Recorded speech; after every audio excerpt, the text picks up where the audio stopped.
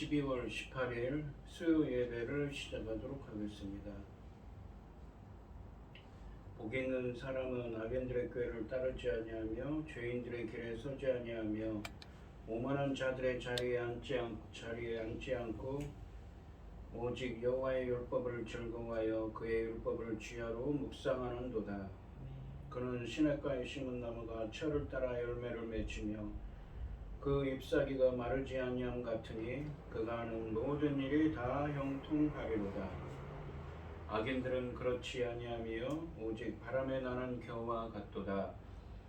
그러므로 악인들은 심판을 곁들이지 못하며 죄인들이 악인들의 모임에 들지 못하리로다. 무릇 의인들의 길은 여호와께서 인정하시나 악인들의 길은 망하리로다. 아멘. 오늘 본문 저희들을 창세전에 택정하시고 여기까지 인도해 주신 주님 감사드립니다. 오늘 예배 가운데 임재하여 주시고 이 예배가 신령과 진정으로 드려지는 예배가 되게 하여 주시옵소서. 이 모든 말씀 거룩하신 예수님의 이름으로 기도드립니다. 아멘. 사도신경 하시겠습니다. 전능하사 천지를 만드신 하나님 아버지를 내가 믿사오며 그 외아들 우리 주 예수 그리스도를 믿사오니 이는 성령으로 잉태하사 동정녀 마리아에게 나시고 본디오 빌라도에게 고난을 받으사 십자가에 못 박혀 죽으시고 장사한 지 사흘 만에 죽은 자 가운데서 다시 살아나시며 하늘에 오르사 전능하신 하나님 우편에 앉아 계시다가 저리로서 산자와 죽은 자를 심판으로 오시리라. 성령을 믿사오며 거룩한 공예와 성도가 서로 교통하는 것과 죄를 사하여 주시는 것과 몸이 다시 사는 것과 영원히 사는 것을 믿사옵나이다. 아멘. 찬송가 428장입니다. 내 영혼에 햇빛 비치니 주 영광 찬란해. 이 세상 어떤 빛보다 이 빛 더 빛나네. 주의 영광 빛난 광채 내게 비춰 주시옵소서. 그 밝은 얼굴 배울 때 나의 영혼 기쁘다. 내 영혼에 노래 있으니 주 찬양합니다. 주 귀를 기울이시사 다 듣고 계시네. 주의 영광 빛난 광채 내게 비춰 주시옵소서. 그 밝은 얼굴 배울 때 나의 영혼 기쁘다. 내 영혼의 봄날 되어서 주 함께 하실 때 그 평화 내게 깃들고 주 은혜 꽃피네. 주의 영광 빛난 광채 내게 비춰 주시옵소서. 그 밝은 얼굴 배울 때 나의 영혼 기쁘다. 내 영혼에 희락이 있고 큰 소망 넘치네. 주 예수 복을 주시고 또 내려주시네. 주의 영광 빛난 광채 내게 비춰 주시옵소서. 그 밝은 얼굴 배울 때 나의 영혼 기쁘다. 아멘. 오늘 함께 하실 하나님의 말씀은 이사야서 46장 1절로 7절까지 말씀입니다. 이사야서 46장 1절로 7절입니다. 교독을 하겠습니다. 제가 먼저 읽겠습니다. 벨은 엎드러졌고 느보는 구부러졌도다. 그들의 우상들은 짐승과 가축에게 실렸으니 너희가 떠매고 다니던 그것들이 피곤한 짐승의 무거운 짐이 되었도다. 그들은 구부러졌고 그들은 일제히 엎드러졌으므로 그 짐을 구하여 내지 못하고 자기들도 잡혀갔느니라. 야곱의 집이여 이스라엘 집에 남은 모든 자여 내게 들을지어다. 배에서 태어남으로부터 내게 안겼고 태에서 남으로부터 내게 업힌 너희여, 너희가 노년에 이르기까지 내가 그리하겠고 백발이 되기까지 내가 너희를 품을 것이라. 내가 지었은즉 내가 업을 것이요 내가 품고 구하여 내리라. 너희가 나를 누구에게 비기며 누구와 짝하며 누구와 비교하여 서로 같다 하겠느냐. 사람들이 주머니에서 금을 쏟아내며 은을 저울에 달아 금도장이에게 주고 그것으로 신을 만들게 하고 그것에게 엎드려 경배하며 그것을 들어 어깨에 메어다가 그의 처소에 두면 그것이 서 있고 거기에서 능히 움직이지 못하며 그에게 부르짖어도 능히 응답하지 못하며 고난에서 구하여 내지도 못하느니라. 아멘. 기도하겠습니다. 여호와께 감사하고 그의 이름을 불러아뢰며 그가 하는 일을 만민 중에 알게 할지어다. 아멘. 그에게 노래하며 그를 찬양하며 그의 모든 기이한 일들을 말할지어다. 그의 거룩한 이름을 자랑하라. 여호와를 구하는 자들은 마음이 즐거울지로다. 여호와의 능력을 구할지어다. 그의 얼굴을 항상 구할지어다. 주의 영을 보내어 그들을 창조하사 지면을 새롭게 하시나이다. 아멘. 천지 만물을 지으신 전능하신 하나님 아버지, 어리석고 보잘것없는 저희를 자녀 삼으시고 아버지의 사랑 가운데 살아가게 하심을 참으로 감사드립니다.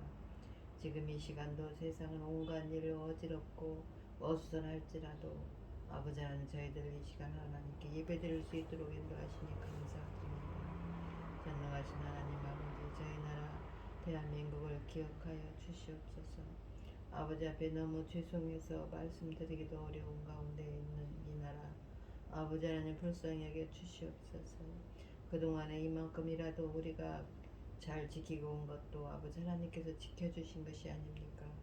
전능하신 하나님 아버지, 전쟁과 모든 재난으로부터 지켜주었더니 아버지 하나님, 저희들이 어떻게 지금 이 나라를 아버지 하나님 지키고 있는지 아버지 앞에 죄송해서 이루 말을 다 할 수 없습니다. 전능하신 하나님이 그리할지라도 아버지 하나님 불쌍히 여겨 주시옵소서. 긍휼을 베풀어 주시옵소서. 아멘. 아버지 하나님, 악한 자들이 아버지 하나님 이 나라를 아버지 하나님 어떻게 하려고 하고 있는지 참 어리석기 그지없습니다. 전능하신 하나님 아버지께서는 그럼에도 불구하고 이 나라를 아버지께서 제사장 나라로 세우셨으니 전능하신 하나님 아버지, 저희 나라를 지켜주시고 아버지 잘못된 것은 바로잡아 주시고 아버지께서 능히 지켜주실 것을 믿습니다. 전능하신 하나님 아버지, 지금은 중대한 시대입니다. 열매 거둘 새로운 시대입니다. 아버지 하나님, 이 새로운 시대에 대한민국을 제사장 나라로 삼으셨는데 아버지 하나님, 천금 같은 그 설명사를 감당하고 갈 수 있도록 도와주시옵소서. 이 중대한 시대에 당신의 사랑하는 종 열매 거둘 말씀으로 강단에 세우셨으니 이 말씀으로 말미암아 아버지께서 기뻐 받으실 열매들이 넉넉히 나올 수 있기를 간절히 소원하옵고, 이 모든 말씀 엉망 죄악 가운데서 우리를 구원하여 주신 예수 그리스도 이름으로 기도드리옵나이다. 아멘. 오늘 본문 말씀의 제목은 업고 품고 구하여 내리라입니다. 이 이사야서 44장과 45장 말씀에서 주님은 이 창조적인 하나님의 구원 행위인 하나님의 의를 부어주셔서 페르시아 왕 고레스로 하여금 이스라엘을 고국으로 돌아오게 하시고, 또한 이 구원의 열매를 맺어서 정의와 공의를 행하는 하나님의 백성이 되게 할 것이며 그들을 통하여서 많은 이방 민족들이 주님께 돌아오는 종의 사명을 감당하게 될 거라고 하셨습니다. 이 오늘 본문 말씀에서 주님은 바벨론의 우상이 엎드러졌음을 알려주셔서 바벨론의 멸망이 임박했음을 말씀하고 계십니다. 1절과 2절 말씀에서는 바벨론이 페르시아에 멸망하여 그곳의 대표적인 우상인 벨과 느보가 실려갈 것을 예언하고 있습니다. 1절 말씀해 보시면 벨은 엎드러졌고 느보는 구부러졌도다. 벨과 느보는 이 바벨론의 신들이라고 합니다. 벨은 이 바벨론의 가장 큰 신인 이 마르둑의 다른 이름입니다. 그들의 우상들은 짐승과 가축에게 실렸으니 너희가 떠매고 다니던 그것들이 피곤한 짐승의 무거운 짐이 되었도다. 그러니까 그 우상들을 떼어다가 이제 포로로 이 바벨론이 멸망을 당해서 이제 그것을 떼어다가 짐이 되었습니다. 짐승의 짐이 되어서 실려가는 거죠. 그렇게 될 것이라는 예언입니다. 상반절에 보시면 벨은 엎드러졌고 느보는 구부러졌도다 라고 하십니다. 여기서 벨은 바벨론의 최고의 신인 마르둑으로 불리었고 느보는 마르둑의 아들을 가리킵니다. 특별히 느보는 사람들이 더욱 이 다음 해에 무슨 일이 있을지 예언한다고 믿었던 운명의 토판을 주관하는 신으로 여겨졌습니다. 바벨론의 왕들은 느보신을 특히 좋아해서 자기 이름에 느보를 붙여 사용했습니다. 대표적인 것이 느부갓네살, 나보니두스 같은 왕의 이름에 느보를 붙여서 사용했습니다. 하지만 이 벨과 느보는 결코 참신이 아니기 때문에 엎드러졌다고 하시면서 바벨론의 멸망을 기정사실화하고 있습니다. 하반절에 보시면 그들의 우상들은 짐승과 가축에게 실렸으니 너희가 떠매고 다니던 그것들이 피곤한 짐승의 무거운 짐이 되었도다 라고 하십니다. 바벨론 사람들이 섬기던 우상들이 이젠 짐덩어리가 되었다는 말씀입니다. 2절 말씀을 보시면 그들은 구부러졌고 그들은 일제히 엎드러졌으므로 그 짐을 구하여 내지 못하고 자기들도 잡혀갔느니라. 자기들이 누굽니까? 바로 바벨론 사람들이지요. 이 바벨론의 신들은 자신을 구하지 못하고 바벨론 사람들과 함께 페르시아로 사로잡혀가는 모습을 보여주고 계십니다. 이 말씀은 그들은 헛된 우상이기 때문에 자신들의 계획을 가지고 행동하지 못함을 보여주고 있습니다. 따라서 우상이 인간사의 운명을 통제하는 힘을 가지지 않음을 일깨워서 오로지 하나님만이 이 자신의 계획을 가지고 인간사를 섭리하심을 교훈하고 있습니다. 우상은 무거운 짐일 뿐이기 때문에 우상은 자신을 따르는 자에게 힘을 주지 못한다는 통찰입니다.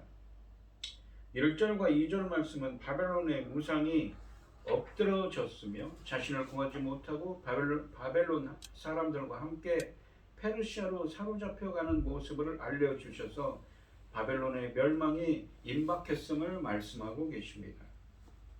이 3절부터 7절까지 말씀은 야곱의 집이여 라는 말로 시작합니다. 그러니까 이스라엘 백성들을 향한 것이지요.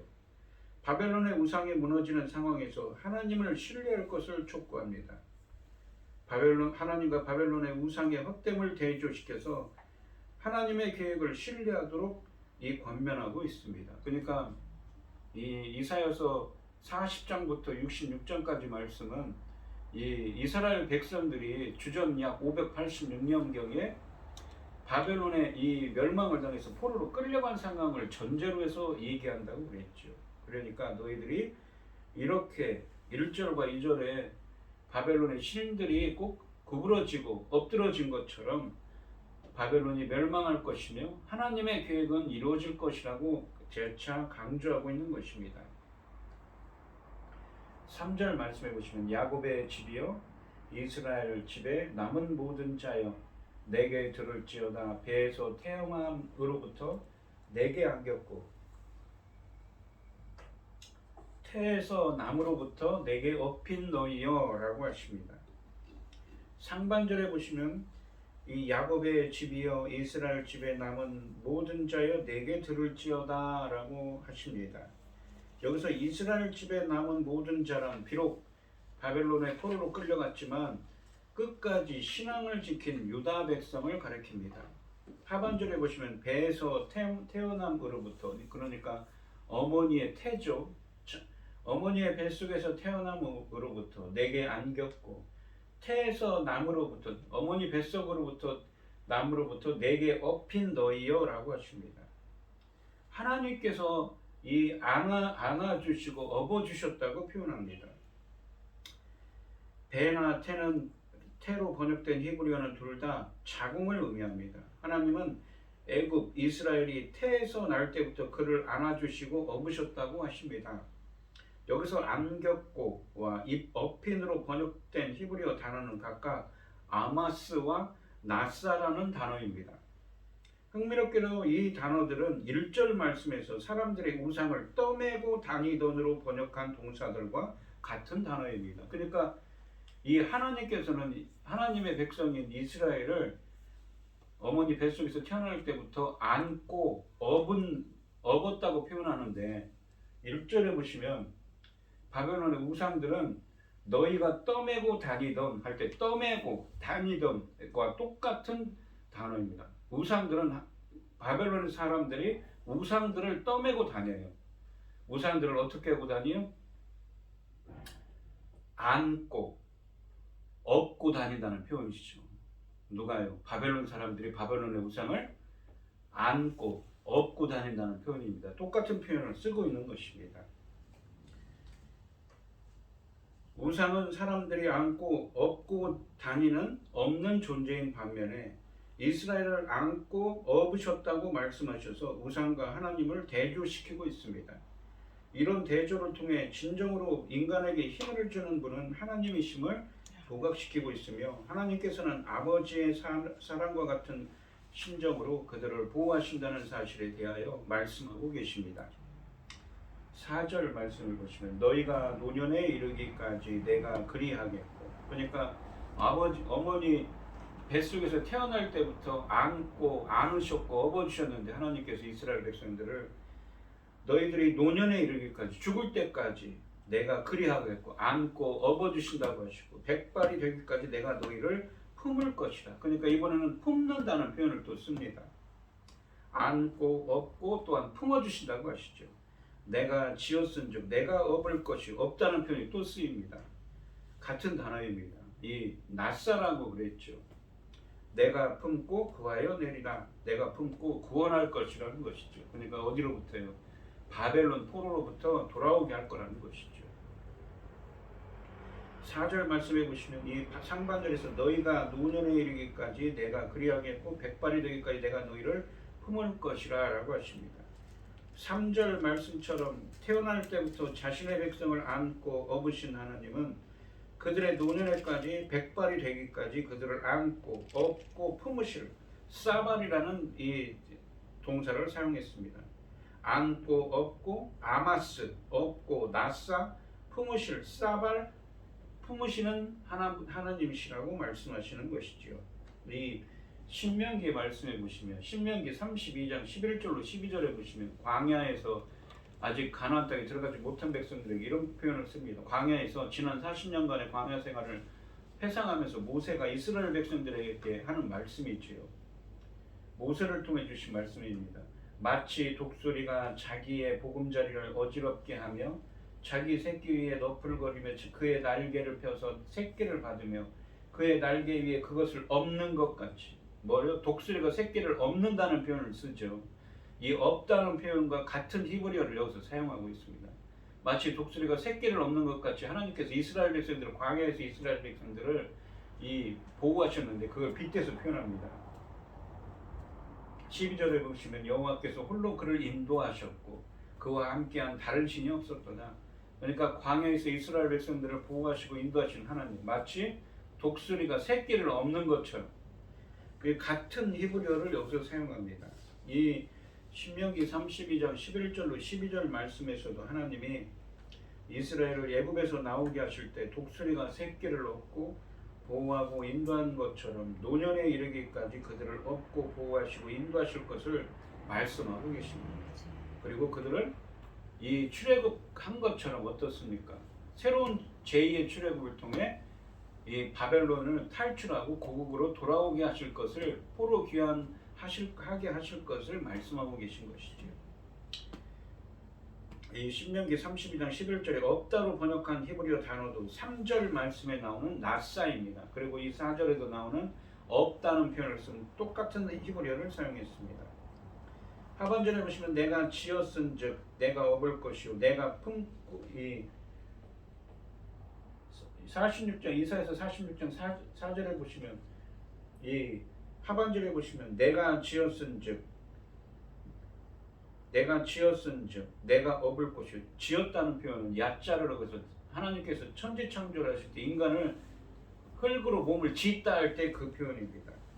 내가 업을 것이요 내가 품고 구하여 내리라 라고 하십니다. 하나님이 이스라엘을 내가 지었은즉 즉 창조하셨다고 말씀하십니다. 이사야서에서 여러 차례 구원을 하나님의 창조적인 행위로 묘사합니다.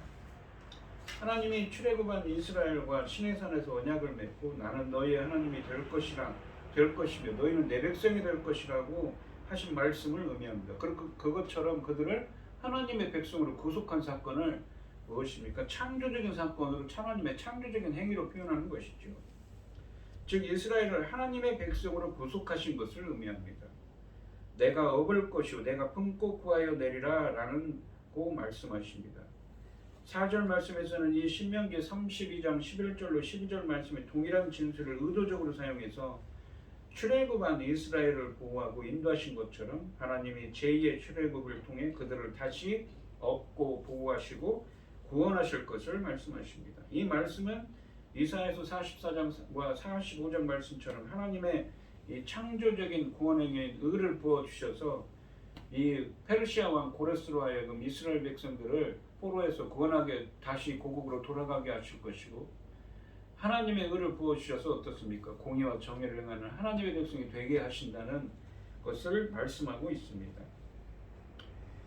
1절과 2절 말씀이 헛된 우상과 달리 하나님을 의지할 것을 말씀하십니다. 그래서 하나님은 그러한 계획을 반드시 1절과 2절에 있는 그 우상들과는 다른 존재이기 때문에 반드시 내가 너희를 날 때부터 안고 업은 것처럼 너희들을 죽을 때까지 안고 업고 품어주셔서 그들을 마치 이스라엘 백성들이 이 출애굽기에서 보시면 출애굽한 이스라엘 백성들을 광야에서 독수리가 새끼들을 보호하듯이 보호한 것처럼 그들을 제2의 출애굽을 통해서 이 다시 고국으로 돌아오게 하실 것을 말씀하고 계신 것이지요. 이 5절부터 7절까지 말씀에서 하나님은 우상과는 본질적으로 다른 분이심을 또한 말씀하고 계십니다. 5절 말씀해 보시면 너희가 나를 누구에게 비기며 누구와 짝하며 누구와 비교하여 서로 같다 하겠느냐라고 하십니다. 도대체 나와 같은 자가 어디에 있는가? 너희가 나를 누구와 비교할 수 있겠느냐? 하나님을 이방 우상들과는 전혀 비교하지 말라는 당부입니다. 우상 숭배자들의 품에 안겨 다니고 짐짝이 되어 그들과 함께 끌려가는 우상들과 이스라엘을 가슴에 품고 다니시는 하나님을 비교할 수 없다는 것이지요. 말도 안 되는 소리라고 하십니다. 어찌 살아계신 하나님, 전능하신 여호와를 인간이 만든 창조물과 비교하겠는가라는 말씀입니다. 6절과 7절 말씀을 다시 우상에 이 초점을 맞춰서 백성을 안고 업으시며 품으시는 하나님의 모습을 우상을 나르는 사람의 행위와 비교하고 계십니다. 6절 말씀을 보시면 사람들이 주머니에서 금을 쏟아내며 은을 저울에 달아 도금장에 두고 무엇입니까? 우상을 만들 때 이렇게 한다는 것이죠. 그것으로 신을 만들게 하고 그것에게 엎드려 경배하며 라고 하십니다. 우상은 사람들이 만든 것에 불과하다는 것입니다.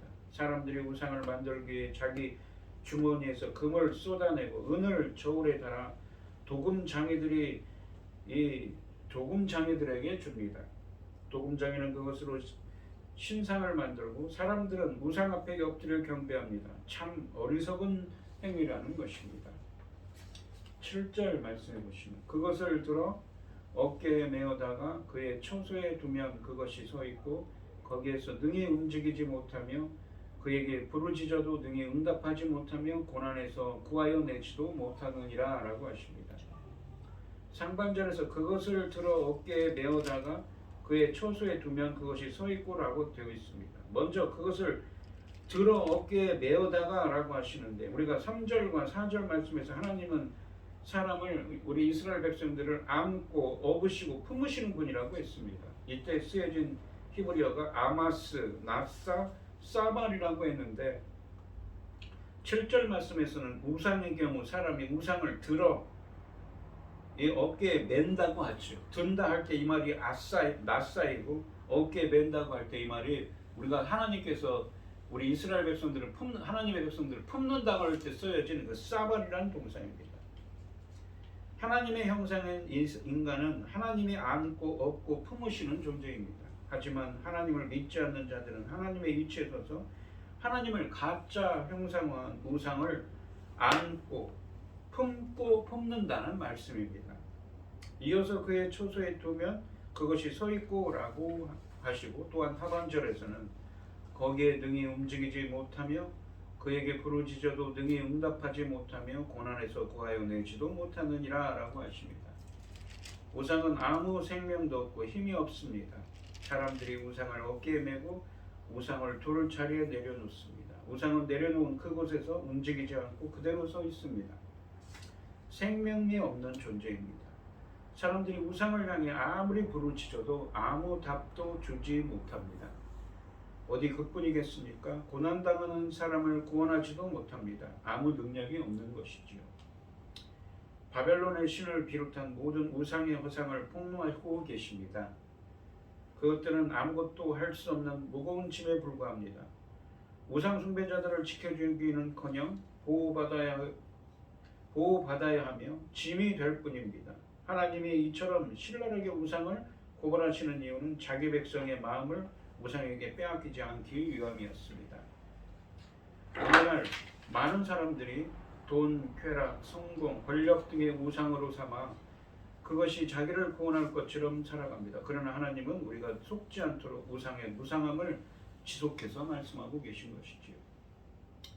이 오늘 본문 말씀에 보시면 하나님께서는 바벨론의 우상이 곧 엎드러질 것을 말씀하시면서 그 우상들이 바벨론이 곧 멸망할 것을 말씀하십니다. 하나님께서 이 광야에서 출애굽한 이스라엘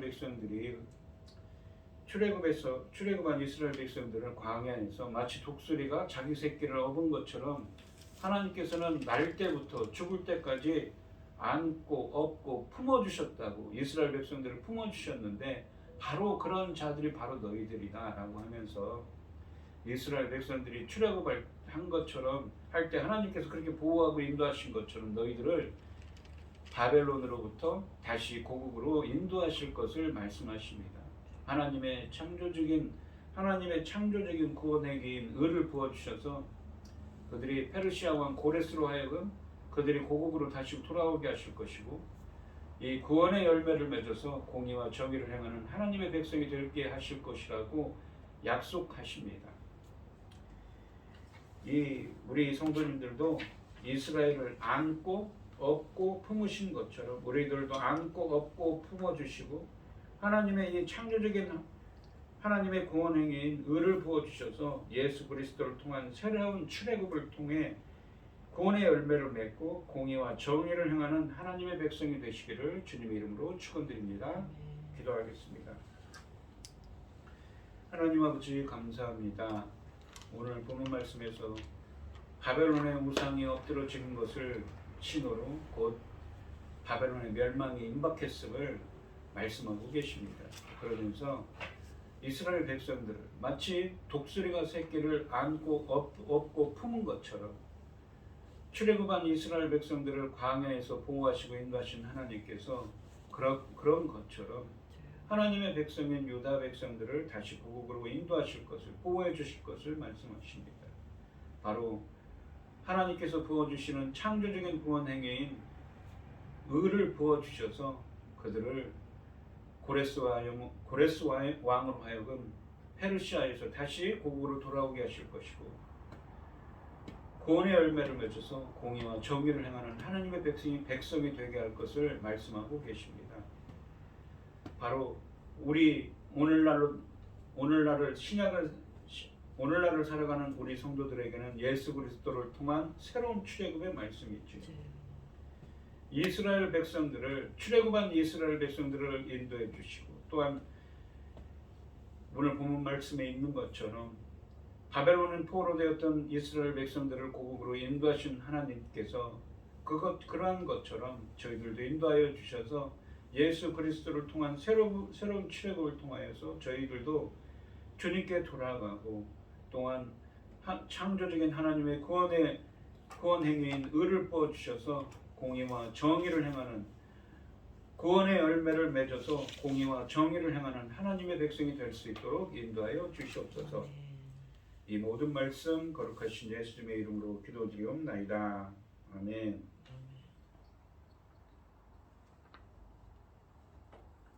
찬송가 67장을 하시고 축도하심으로 오늘 예배를 마치도록 하겠습니다.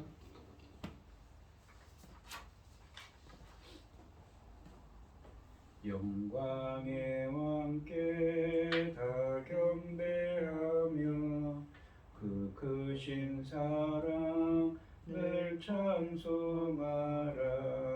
예부터 영원히 참 방패시니 그 영광의 주를 다 찬송하라. 능력과 은혜 다 찬송하라.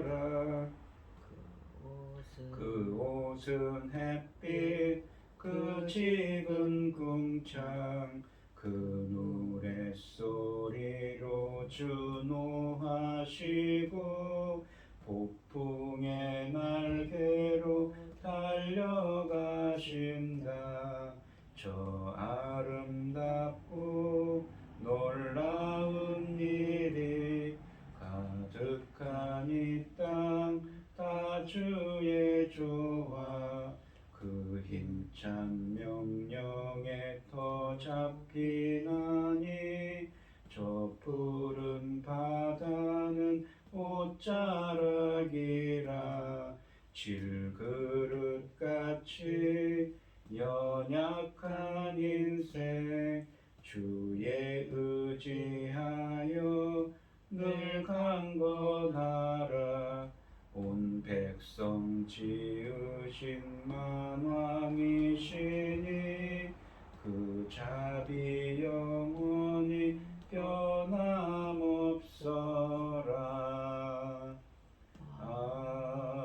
아멘.